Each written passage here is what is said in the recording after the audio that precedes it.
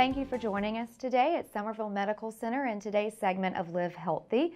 Joining us is Dr. George Harris, and he's talking tonsils today. Right. Tell us a little bit this time of year what you see with the tonsils. Sure. What we've seen this past winter and early spring has been a really bad amount of strep throat and mono, in addition to all the flu that's been going around. And sometimes kids who've had a couple of infections will then show up with new symptoms because their tonsils have now enlarged. What does an enlarged tonsil look like, and can a parent see it? Sure. Enlarged tonsils can be visualized if a parent has a little flashlight and the child's able to open their mouth, not have too much of a gag reflex. You might see things that look like big raspberries in the back of the throat on each side. Now there's that little punching bag in the middle, that's called the uvula, that's not the tonsil. But on each side of that, if you see something that looks like a full-size raspberry, you might be looking at the tonsils there.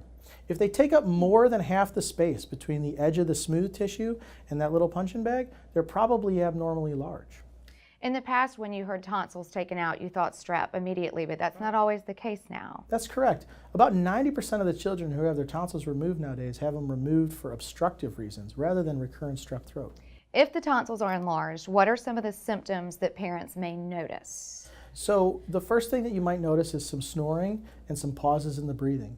But beyond that, there can also be some subtle signs such as poorer school performance, attention, hyperactivity disorders might start to appear, and even some bedwetting.